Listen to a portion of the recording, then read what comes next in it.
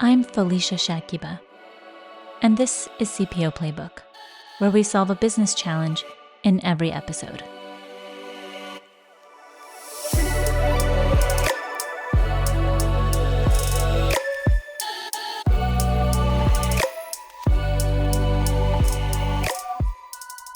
Today, we're tackling a challenge that many global organizations grapple with, aligning top-down strategies with the nuanced needs of local markets. How do you drive global consistency while respecting local differences in culture, regulations, and market realities? Joining us today is Hasan Kazmi, Head of FinTech and Technology Accounts at Ventures for Visa.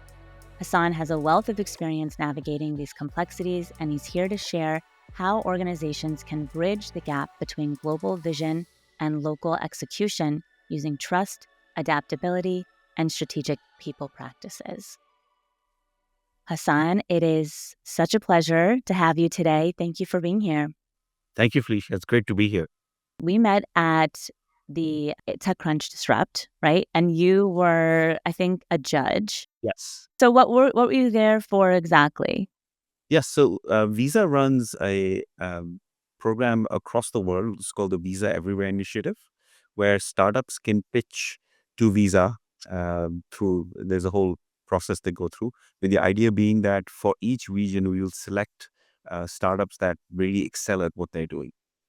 And then the final that you and I attended in San Francisco was actually the global final. So startups that had come through the country level, the regional level, the top 5 came and presented at that event at TechCrunch. And then, as you remember, we selected a few that won specific prizes. Amazing. Yeah. And it was a fantastic competition. I remember. It's great. It's a very hard job to be a judge, because especially the ones that make it there are all excellent, and you sort of are forced to pick the first winner and the second winner. It's a tough job, but the other thing with startups is they're very passionate founders, so it's always a very difficult decision. But we try to do the best they can, and the great thing about startups over there is they get a lot of visibility and publicity, which I think is also quite beneficial as you're growing your startup. Yeah, absolutely. We actually have the winner, Salva Health, on the show as well. So for those listeners who are interested in who the winner was, follow the podcast and keep listening.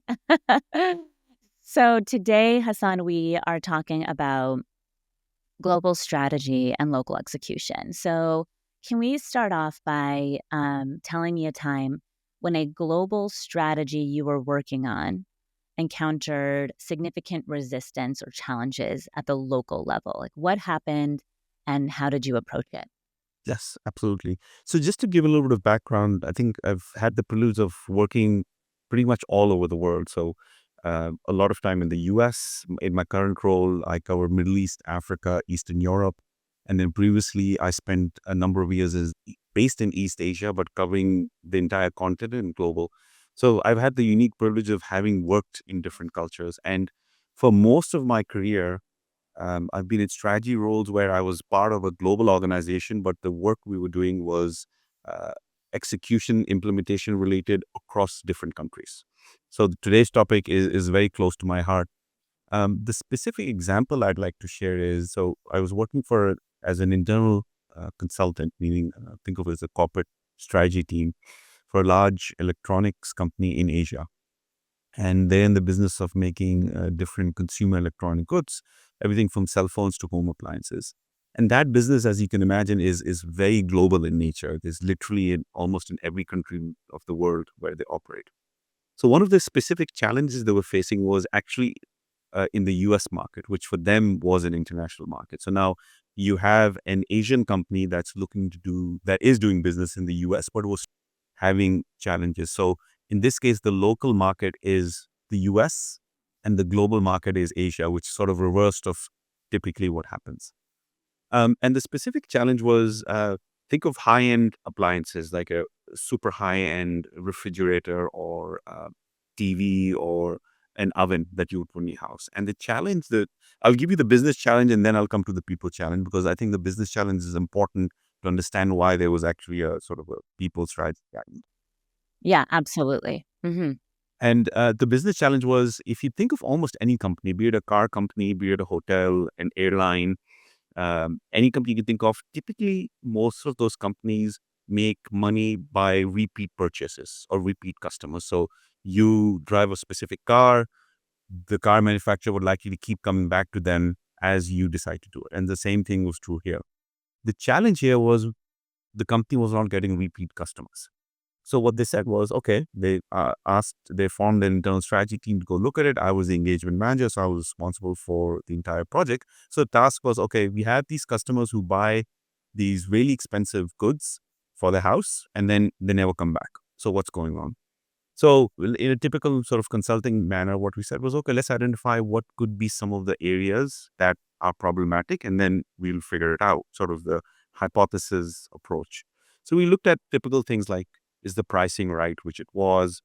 Was there any issue with the product? There wasn't. And things break down, but they weren't breaking down any more than they should. We looked at branding and marketing. That was fine. It was in line with what the competition was doing. I even went to a store to see, is our product in aisle 15, whereas the competition is in aisle 1. And we looked at a number of different places in the US, and the answer to all of those questions was no. Everything was basically the way it should be and in line with what the competition was. Interesting. So then I said, okay, we should go speak to the customers, which was already happening. But, as you know, setting up interviews and focus group takes a little bit. So then we started speaking to them, and we tested these things, and the answer was no. Your price is fine, you give good discounts, the brand is good, your marketing is good, everything is fine. So then we kind of puzzled. So I said, we need to change what we are asking the customers, because clearly there's a problem, but it's not what we're asking. And then in one of the conversations, somebody briefly mentioned that they weren't happy with customer service. So I said, okay, let's probe this a little bit more.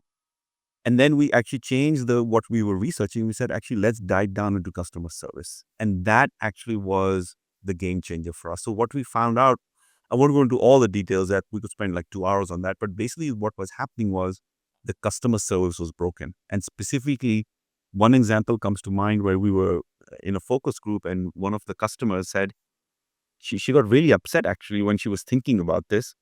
It, she said it took her 7 calls to get somebody to her house to come and fix something, that basically took 5 minutes.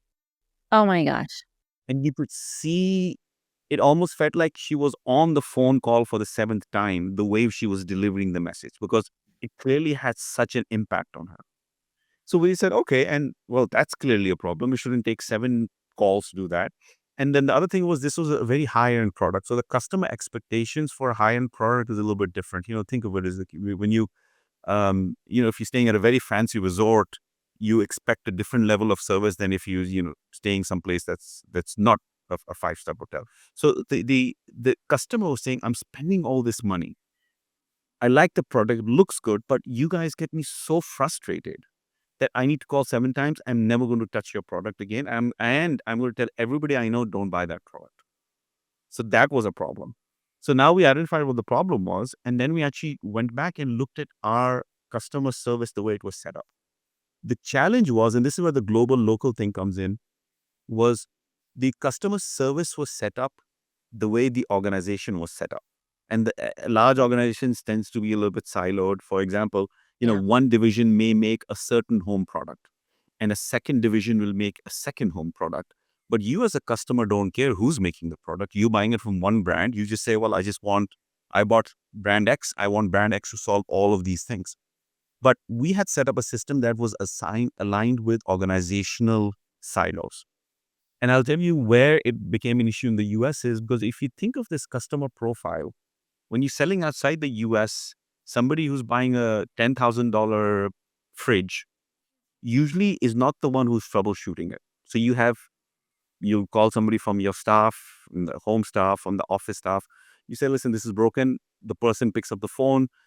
They may make 10 calls. You never find out if they make 10 calls. You just have a person who goes and does it for you. And then he or she comes back and said, sir or madam, it's done. Right? Because the Yeah. customer profile is different. So we actually never realized that our system was set up to address actually was not fully set up to address customer needs, but it actually never became an issue in other geographies because the person who was quote unquote writing the check and putting, paying or using the credit card or paying $10,000 in cash to buy something was not the one who was troubleshooting. He or she could just pick up a call, tell somebody on the staff, and the person would do it. But in the US, as you know, that doesn't really exist. So there are few people who have a lot of staff who can do that, but that's a very small minority of people who do that. So the challenge was we had actually set up a system that didn't account for differences from one geography to the other. And primarily, it actually didn't address the way customers behaved in Western Europe and the US, which we were studying. In other parts of the world, the system was kind of broken, but it worked. So then the question was, well, how do you solve for this? Because you have this massive organization that is designed and is more or less working except for this one big market, which is the US. And since it wasn't a US company, we didn't really have the full institutional knowledge to really understand the customer. And it's not that they hadn't done the research, it's just we hadn't spent time getting down to this level of detail. So then the so then what happened was I tried to showcase this problem and I wasn't really getting traction because people were saying, yeah, well, a few people are complaining, but I don't face that problem. So now you had this situation where there are people sitting in one culture in one country saying, yeah, I kind of get it, but it doesn't, I can't relate to it. So Yeah. why will you go and find the real reason why we're not making that much money? And I said, well, this is the real reason. So there was this disconnect. So one of the things I actually did, and I'll come back to then how we solved it, to get the buy-in was I actually went back to that lady and I said, do you mind if I re-interview you, but this time I want to record it and I need your permission to actually share it internally.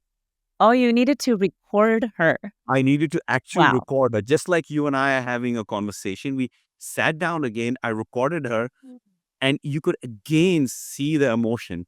She was getting really upset as if like she was on the call with the customer service agent for the seventh time. The evidence. And I took that five, yes, you could just see it. You could feel it, you could see it.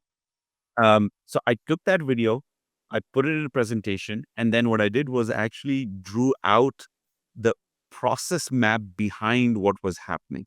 So Mm. on one side, you had the customer who was really frustrated, who was upset. You could see the emotion, and then on the back side, right after that presentation, I actually laid out for our executives, this is what's actually happening inside the company, which is causing this customer to have this experience. And it was a room of about 12 to 15 people. And as soon as I finished, there was dead silence for about 30 seconds. And I'm getting nervous. And 30 seconds doesn't sound like a lot, but if you're in a room of 15 people and you're standing up and presenting something, there's dead silence, it gets you pretty nervous. We'll be right back. Back to the show. I would be nervous. Yeah, but I loved that you married the problem that was described by someone in the focus group and how it laid on top of the process of the business. I love that. And that's what we had to do because you have to remember these large sort of manufacturing engineering companies, it you're it's wired to be process driven and engineer. I mean, I'm an engineer by education, right? So I always think of, process, and even though I'm not an engineering job, but I think of process and flow and things like that. So actually, this is one of the learning is you also have to communicate in the language that people will understand, which can be different company to company and especially culture to culture, which we'll come back to later in our conversation. And after that 30 minutes of really stressful silence, this inner person has said, I understand we have a problem. And that's what we needed to hear to say, okay, now we actually need to solve it. So sometimes you have to get really creative, especially when you're working across cultures for somebody or the senior decision maker to really understand the impact that Yeah. somebody's feeling. And I think sometimes in business decisions, what can be challenging is, if it's a purely numbers thing, revenue is going down or something else is happening, you can just have a conversation that's numbers driven. But anytime you're in a customer facing business, which most businesses are, or anything that's impacting people, it's very important to show, literally show. Ideally, you take the senior executive into the market or into that environment so they can see it. If not, these days through technology, you can just like you and I are talking, you can show a lot of those things. And that's one of the ways you actually show how one person may perceive something as good, whereas another person might perceive the same thing as something terrible.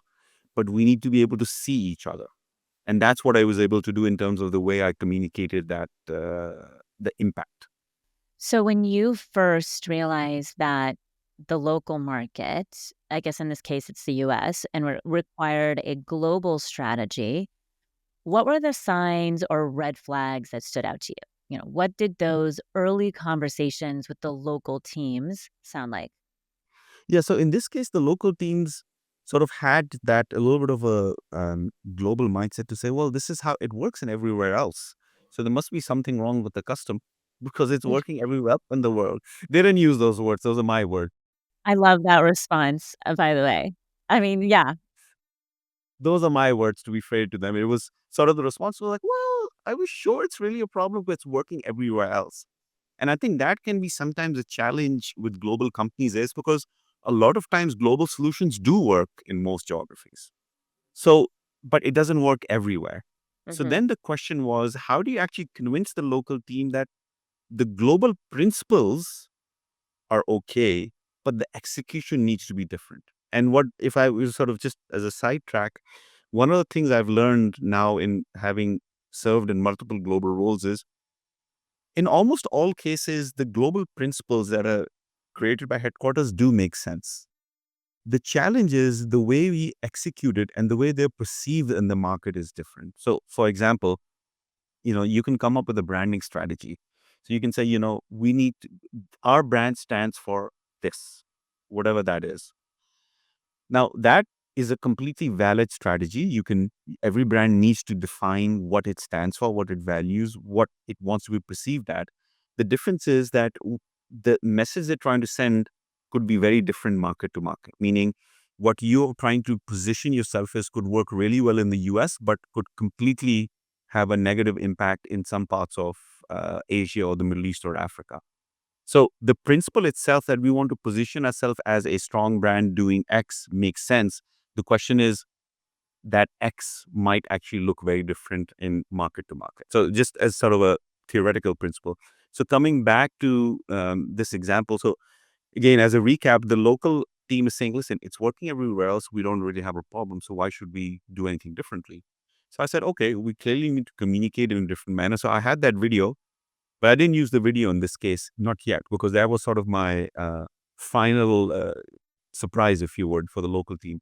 What I said was, let's look at the numbers. And I said, if you think that this strategy is working, then why are your numbers going down and everybody else is going up? And that it was sort of designed to scare them a little bit because they were like, oh, if it's not a customer service strategy problem and numbers still going down, then people might sort of say there's something wrong with the way we're running our business. So it was sort of to give them a wake up call to say, guys, it actually is a problem. And if you don't look at it, you'll actually sign yourself up for a lot of trouble because people are going to start nitpicking every little thing that you're doing. So let's actually address the elephant in the room. Otherwise, you're going to open up a whole can of worms. And once we looked at the numbers and then I brought back that video, they said, okay, that actually is a problem. And what I told them was that we need to address this problem because the other thing I did was I actually projected out so we knew that sales were declining, but it still wasn't a material decline. So again, to develop a sense of urgency, what I did was actually model it out 3, 5, and 10 years. And in 10 years, the numbers looked very, very bad. So I also sort of had to have a little conversation to say, ladies and gentlemen, do you want to be associated with that number at the end of 10 years? If not, we really need to look at that. So the key takeaway here is that even when you have differences in a global or local strategy, given that we are, in the corporate world, in the end, you always have to anchor it back on the business fundamentals, which in most cases is a revenue number, right? Because that is what will get people excited. That will create a sense of urgency, and that will really drive the impact. So even in regardless of what culture you're in, if you really want to move quickly, you have to keep the cultural nuances in mind, but you have to tie it to some business impact. Otherwise, you just don't get that sense of urgency. We'll be right back. Back to the show. Yeah, I love this multi-layered approach. First of all, I think one of the most difficult things that anybody can do, especially when you're talking about strategy with multiple stakeholders, is convince people that what you think, should be done is the right thing to do. It is really, really challenging. It's you're dealing with multiple personalities and people who have different agendas. But what you did was very clear to me, which was this multi-layered approach of saying, this is the message. This is the message through a customer's experience. This is the message through the business process. This is the message to the bottom line. And it's all saying the same thing. And that is, you're bringing a lot of context to the problem. And I think that that is just the way to go when you are dealing with anything like trying to show someone what the root cause actually is, right? So, can you now share an example of like a breakthrough moment where a local team, like a local team's adaptation of a global strategy really led to their success? Like, what made that moment stand out for you? Yeah. In my career, I've led multiple sales teams in global roles where I'm led either a regional team or a global team, and I have people on the ground that are doing running different sales teams.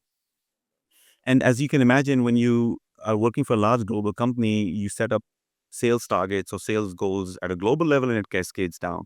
I think one of the challenges that is, and I don't think anybody's really solved for it, and I don't necessarily know if it's solvable, is when you set up global targets and you cascade them down, there's only a certain level of granularity you can get to. Meaning, if you look at what we have about 200 plus countries, you can never fully understand the 200 plus countries sitting in any global headquarters, regardless of how much time you spend on the road. That's just the nature of it, right? Yeah. And especially in some of these markets, the economies and the politics move so quickly that what you set up in January might be completely irrelevant in April or May, sometimes even in February. So then the challenge is you need your local teams to be able to adjust and adapt to what the environment is. But that also means that you need to empower your teams. And I can think of a few different examples, but if I were to sort of summarize it, in each case, the breakthrough moment came when a local team was able to take the initiative to say, we understand these are the guidance, or these are the quotas, or these are the sales KPIs that are coming down from global. But given the context of our local environment, we need to make these changes. And the key thing was that they were proactive about it. And in certain cultures, you'll see when you go outside the US, I think in the US corporate culture, it's almost a given that you have to be proactive. And if you're not, in some cases, you're almost sort of given a negative feedback to say, listen, you're not proactive enough. In other cultures, because of cultural reasons, because of sometimes sort of cultural norms, expectations, sometimes religious reasons, you are not encouraged at all to take the initiative because culturally it's not considered appropriate. And that actually is more common. That's actually the most consistent thing I've seen in most cultures, meaning that once you step outside sort of the US and Western Europe, almost in all the other parts of the world, the expectation is that you won't necessarily push back. You won't necessarily um, say to somebody at a global that we should do things differently, not because there's anything wrong with it, because culturally that's not done. And what happens is that when you're in a global role, pushing things down to the region, if they don't give you that feedback, you actually have a problem. But you may not find out you have a problem until it's much later on. So the way to manage that is not to go and tell the people, listen, we know you do things differently here, but as a global company, you need to adjust.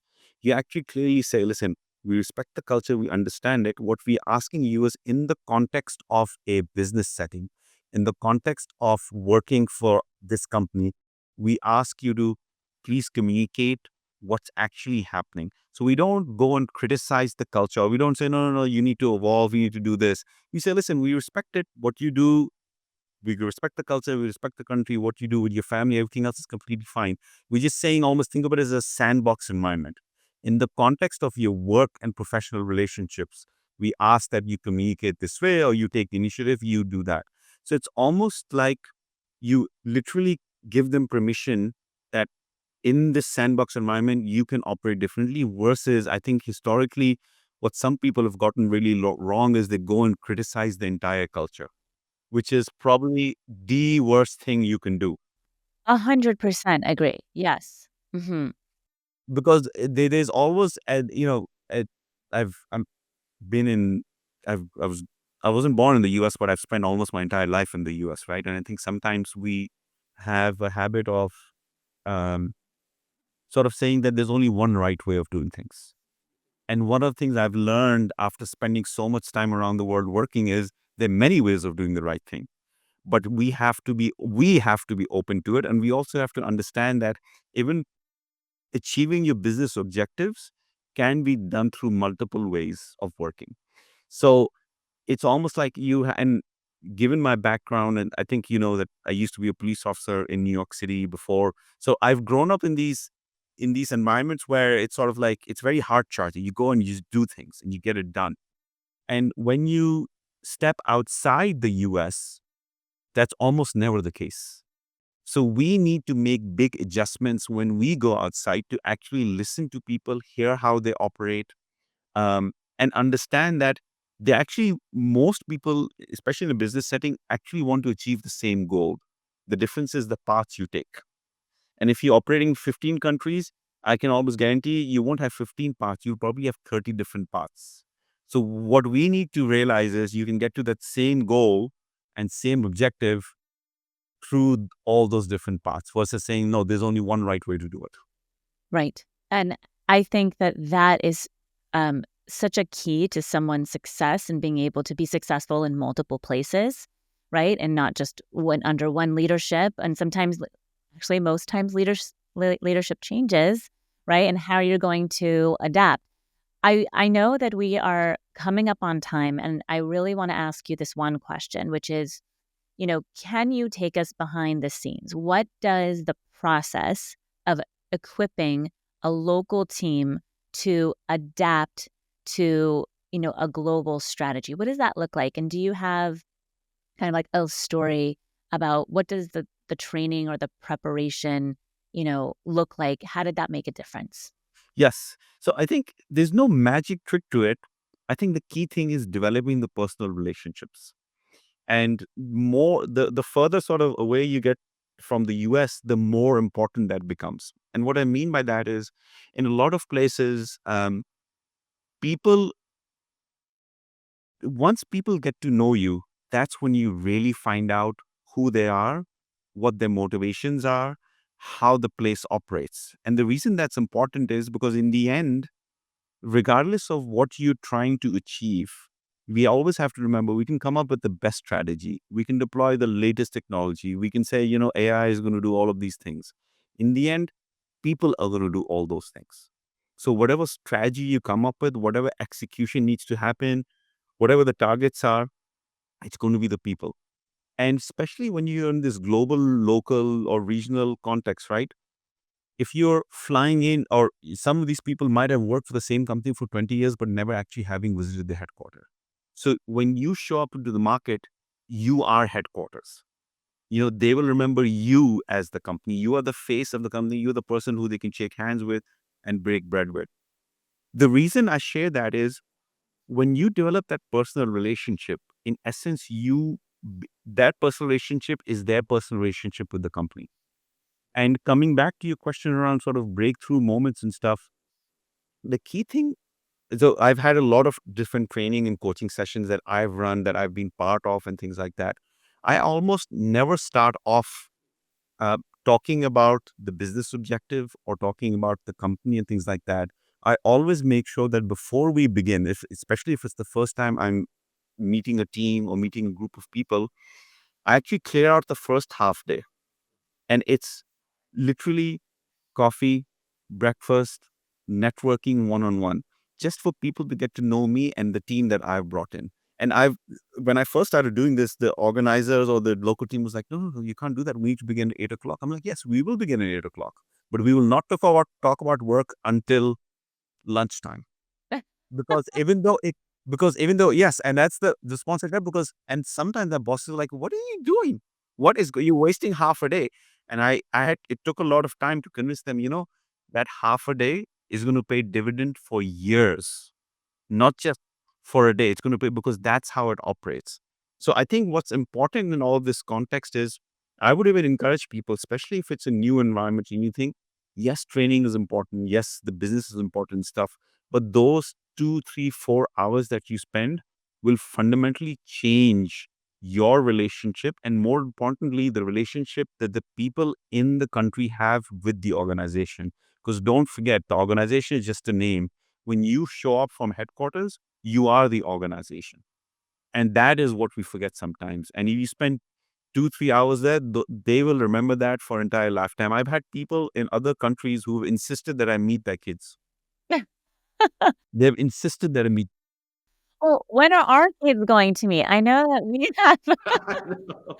have. It's interesting because anytime I have really started to get to know a new client, one of the first things I do is go and meet people, right? And I think that a lot of it is I want to understand, I want to know their world. I want to understand like why they're having certain challenges.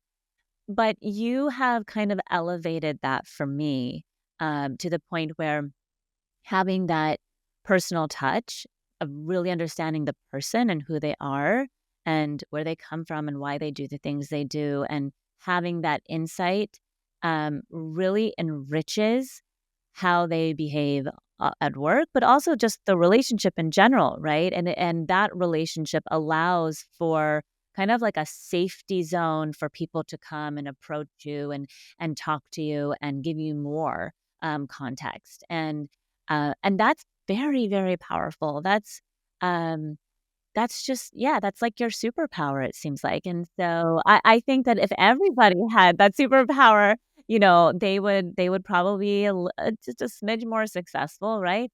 But I think that's really enlightening. So thank you for sharing that. Yeah. And the last thing I'll say is, Yeah. we always forget, like, people are very complex, but that's also what makes us interesting, right? And it's, I really enjoy that is because if you think about the the biggest problems that we have to solve in the world, even outside of the context of corporate America or corporate world, almost every problem in the world is solved by people sitting together in a room and hashing it out. I think sometimes we just overcomplicate it. And if you think of people sitting together in a room and solving a problem, in the end, it all comes. Initially, you have to have a good personal relationship, right? You need to be able to trust the person. You need to know something about them, and you need to connect at the individual level. And I generally think that if all of us did that in all contexts, be it politics, be it diplomacy, be it business, things would actually be a lot smoother and people would be a lot happier. I agree 100%. Hassan, thank you so much Thank for you. being here and sharing your insights, your thoughts on trust. We talked about adaptability, empowering local teams, providing this valuable framework for tackling one of the toughest challenges in global strategy, local execution. Thank you. If today's episode captured your interest, please consider sharing it with a friend and leaving a review.